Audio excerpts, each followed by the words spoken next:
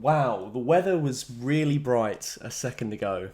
British weather for you. It's just fantastic when you want to film something.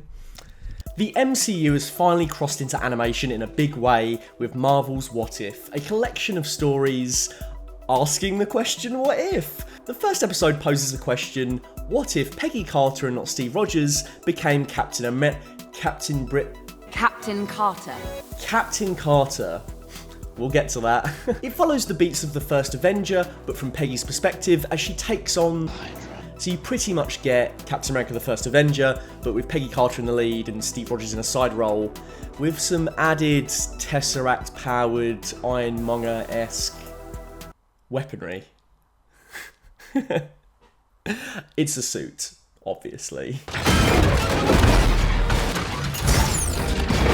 The first episode of Marvel's What If is pretty good, but not great, and the more I think about it, actually, the worse it kind of gets, and there's a few things in it that are just really kind of bland. You've seen this before. As a breezy 30-minute spectacle, Captain Carter excels, and there's plenty of fun to be had. But beyond that, there's not much else to chew on. The character we've adored for over a decade returns, but not as we know her, and provides the episode with more heart than the recycled beats of the script provide. It feels like Captain Carter is a more intriguing character than the story allows. I wish the deviations from Cap's first adventure had more meaning than shallow changes for change's sake. If you want to get a quick hit of some gorgeous animated action, then this will be just the ticket, but with a wealth of MCU options nowadays, there's far stronger fare to watch first. So, simply put, here's everything I loved and the slightly more than one thing I didn't like. Sorry, not everything can be the Suicide Squad, but I wish it was. I was going to say mild spoilers until a certain point in the video, but, you know, like, it's on Disney+, you can go ahead and watch it right now. It's not like you go to the cinema, so, yeah, full spoilers from here on out, basically. The animation is sublime, the character animations and the stylistic choice of sort of like these cel-shaded graphics look fantastic, and the lighting's really good. The action composition is fantastic. There is not a shot that feels out of place and isn't perfectly composed. Particularly the standout highlights for me are whenever Peggy Carter gets to bash that shield at people.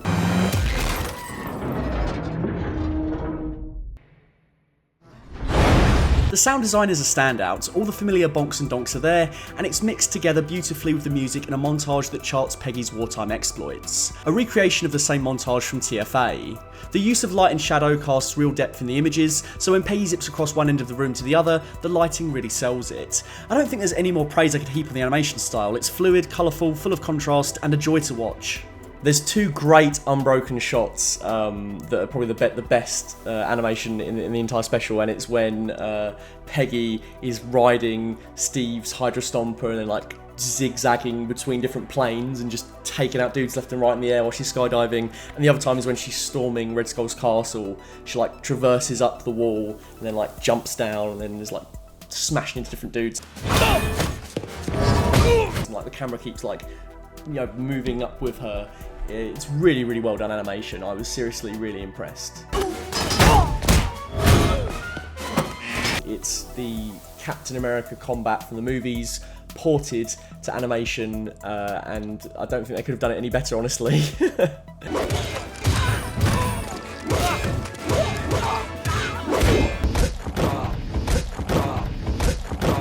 It reminds me how satisfying an oomph it is when Cap throws his shield into someone point blank range. You get a lot of that, and you get a lot of acrobatics and like feats of super strength. It's kind of annoying though, because you're watching it and you're like, oh, it's okay that Sam doesn't have the super soldier serum, but at the same time, he can't do any of this stuff.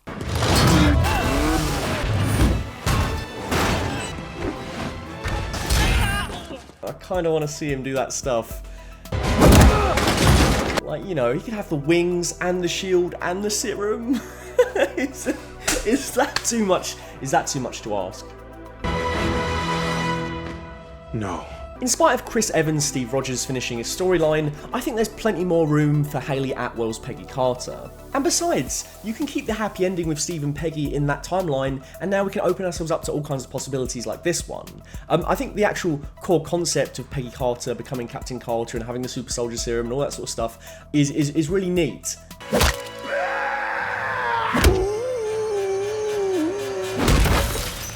That was brilliant! Let's give it another go. And I think there's so many places this episode could have gone to that would have made it infinitely more interesting, but instead it kind of just rushes through the plot beats of a movie you've already seen, and it doesn't really alter them too much. Then this is going to be awkward. There's some great spectacle, but it gets pretty bland. And I think the point at which it ends is just doesn't make any sense to me. Instead of using the Tesseract in the original story, the Red Skull snatches it for just long enough to power up a portal and release Not Starro. The plan is that this creature will keep growing out from this facility that it is currently destroying, and then will flatten half of Europe or something. There's no clever resolution to this. Peggy just rams it, and the thing decides not to eat her with one of its many tentacles. I think I would have preferred the monster from Guardians 2.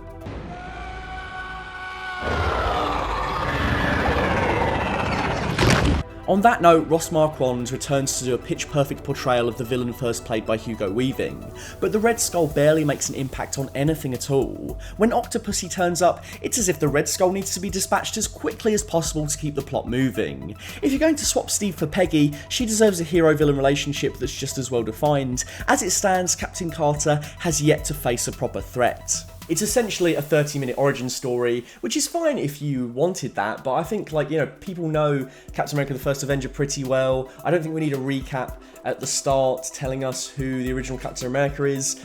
At humanity's darkest hour, a skinny kid from Brooklyn became Captain America, a new kind of soldier, a super soldier.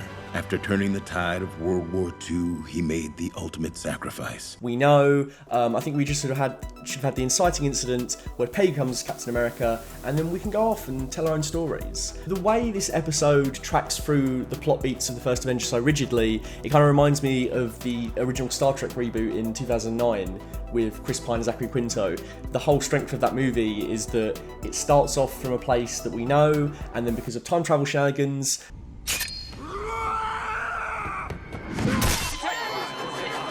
the Enterprise crew end up in a slightly different trajectory than what they were going on in the original series. And that's exciting, and the promise of the premise was that they could go anywhere in the sequel. Thrusters on full.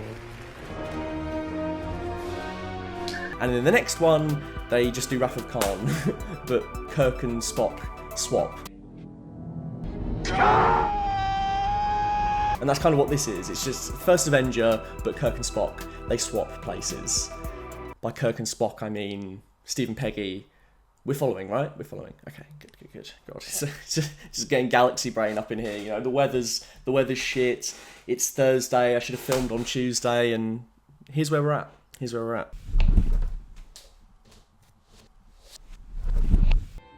You owe me a dance. Steve and Peggy's romance was handled pretty well, and I thought it was rather sweet. Even though he's not this buff, huge guy, she still fancies him because he's the only person in the room that respected her before she had the serum.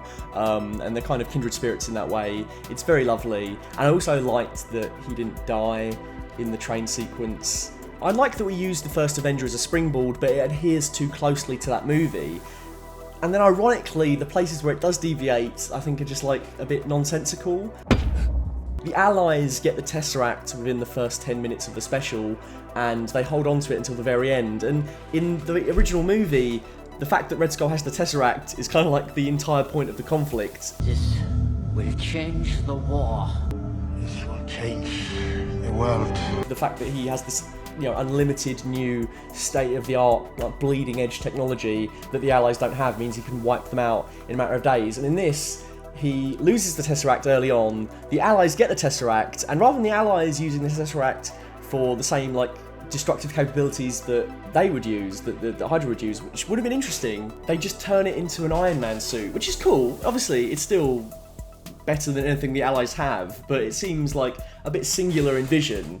to just create something for Steve Rogers when Red Skull was arming everyone to the teeth with laser guns and laser tanks and whatnot.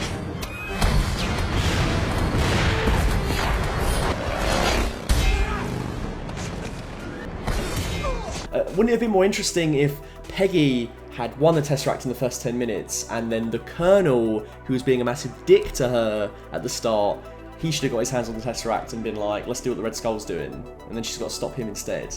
Right from the off, I was worried about this episode when we got the extended narration from Jeffrey Wright as the Watcher. Now, Jeffrey Wright as the Watcher, awesome pick, awesome casting. And he sounds magnificent. And I get that you have to explain that, you know, these are all alternate dimensions. This isn't part of the main canon. Don't worry, we're not altering time. I get all that. It's a prism of endless possibility. But then, to then continue the narration once we get to the 1940s, and then to explain to us the exact moment, the exact splinter in time that caused this story, I just thought was way too much. Like, you're explaining everything and giving over your best hand in the first 2 minutes. There. That's the moment that created a new universe. Just show us the moment where Peggy makes a different decision and let the fans on the internet, you know, come up with all these think pieces saying that it's a deviation from this moment, or it's a deviation from this moment. Like, I really don't think you need to explain that. Just saying that Peggy Carter's going to become Captain America is enough of a premise for us to know this is an alternate reality. I thought the whole diverging point where she decides to not go up to the booth but to stay there was really weak. I get it's supposed to be like, ooh, the butterfly effect, like this tiny little decision caused all of that, whoa, but I don't know, I just think it could have been stronger. You could have left more to the audience's imagination.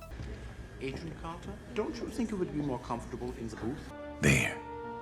That's the moment that created a new universe. I think the biggest missed opportunity is that it kind of touches upon like what it means to be a woman in the 1940s and be a super soldier and be leading the front lines, but it only touches on it in a very wafer-thin, shallow way. It doesn't ask any questions about like the impact it would have on women at the time, the impact it would have on like, you know, like children to have this like feminine heroic figure. This is a time period where Rosie the Riveter is an icon. You don't think that would be like replacing those posters, like actual Captain Carter storming the front lines? It doesn't ask anything about what it means to be British. Back off! Go on, you Gaelic fucking garlic breath tossers! Foggy eyes, shite eyes! The best Captain America stories ask the questions: what does America represent? What is the distance between government and state? What does Cap represent? Does he fall under one or both of those? And what does it mean to be Captain America? What does it mean to carry the shield and carry that flag? Not just in his own nation, but across the world. So I feel like if you're going to give Peggy Carter the super soldier serum and put the Union Jack... Union Jacks? Yes, that's right, isn't it? That's the Union flag. Is the Union Jack only when it's flown at sea? Even if you're not going to call her Captain Britain so that you can set up this future franchise character, the actual Captain Britain, and it doesn't make sense in terms of this story not to call her Captain Britain, but whatever, there would still be a massive impact from this character during like wartime Britain. I'm not asking for it to be jingoistic, but it would be cool for it to reflect Britain in the same way Cap is meant to reflect America.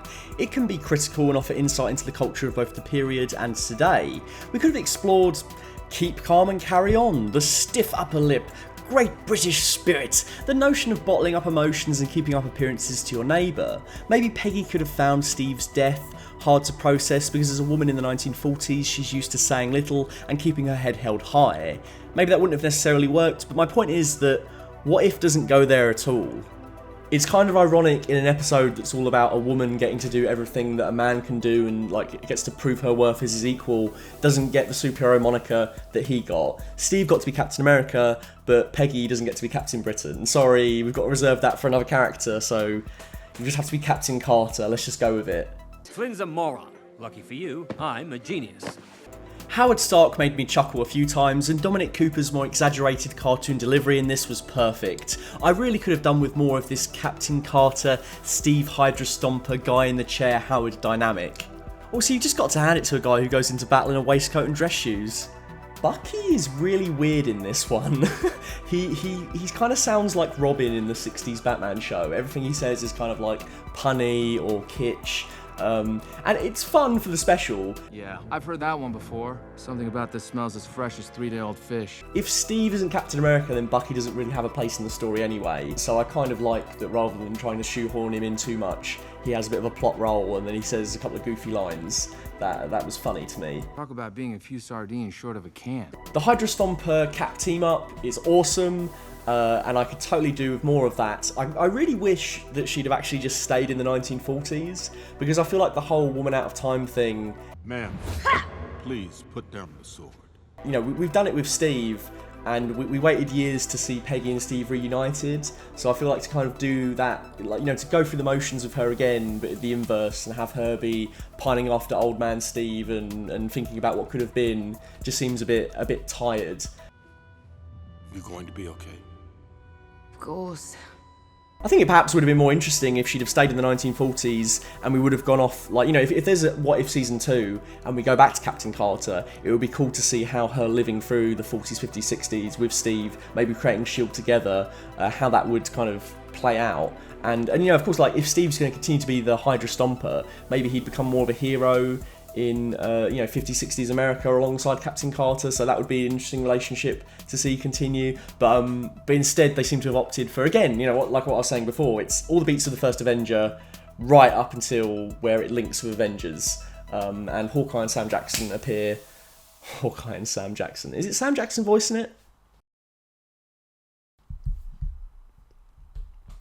It is Sam Jackson voicing it, so I guess you could say that's accurate. You know what? All the voices were pretty spot on, so even if there were a few fakes in there, it didn't rumble me. If you only wanted some good smashy smash for 30 minutes and you think I'm being too harsh on this episode, then that's totally fair, but I just feel that when we're being bombarded with so much MCU this year, you can't just be settling on average. You really can't. We've had more MCU than ever before this year, but somehow I feel like it feels like it's at its most shallow. WandaVision, Loki, Falcon Winter Soldier, Black Widow, we've now got What If, we've still got Eternals, Shang-Chi, Spider-Man, Hawkeye, and is Miss Marvel this year as well? Like, I don't know how many this is, but it's way too many. Once one show finishes, another show starts up almost immediately after. There's no cultural resonance with any of this stuff because nothing is permeating long enough, it just gets swept off because there's a brand new spanking thing on Disney+. I also worry the more Star Wars shows start ramping up, because not only are we going to get that same micro problem within Star Wars, but we're also going to get it with Star Wars and Marvel shows competing on Disney+. And you know what? It would be worth it if every time we got something that was absolute standout, maybe. But if you're chucking out this many projects at once, like, you're going to get spread too thin, and you're going to end up with things like What If, which, you know, like the first episode, it's fine.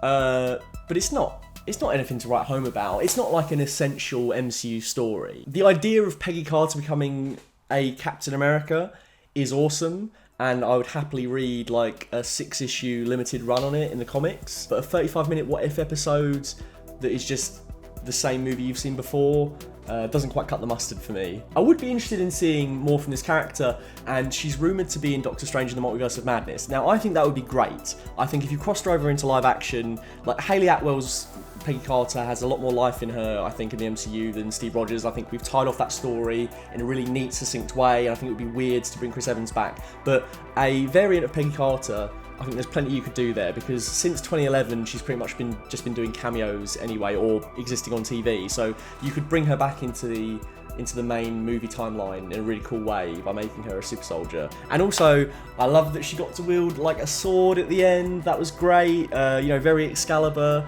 and I think that would translate really, really well to live action.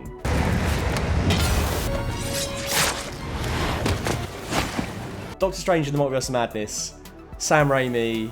If anyone can make Captain Carter slap, it's going to be Sam Raimi. Of course, this is just the first episode, and we're going to get like more, you know, strange, divergent points. Like the one I'm most interested in is Killmonger capturing Tony Stark. That's the one I think could go off in a really strange, interesting direction. And of course, there's other episodes that we don't really know anything about. So you know, I do think a lot of the problems I have with this first episode will not necessarily be a problem with every episode going forward. You know, you've got a really cool premise on your hands. There's so much potential you could do with these ideas. The first episode, needs to be a banger. It's always a problem with anthology shows like Black Mirror. If the first episode isn't a banger, it puts you in a bad zone for the other episodes, even if they turn out to be good. And that was pretty much everything I loved about Captain Carter. I hope we see her again. In the meantime, allow me to reunite you with Peacemaker, because I forgot to film a social plug this week. If you liked any of the goddamn digital art shown in this video, then head on over to Instagram at full_fat_video. At full_fat_videos. If you don't follow this motherfucker here, then I'm gonna come to your house and hunt you down in the name of liberty. If you want to follow me on Twitter, you can find me at fullfatvideos. If you goddamn motherfucking love this video, then don't forget to subscribe and share to all your funny little friends.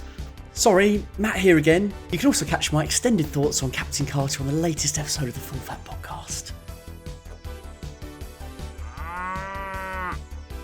A big personal thank you to our Full Fat tier patrons, Dr. Chike, Jax Merrick and Cyrus Sulker. Your ongoing support keeps the lights on. Until next time, keep it full fat.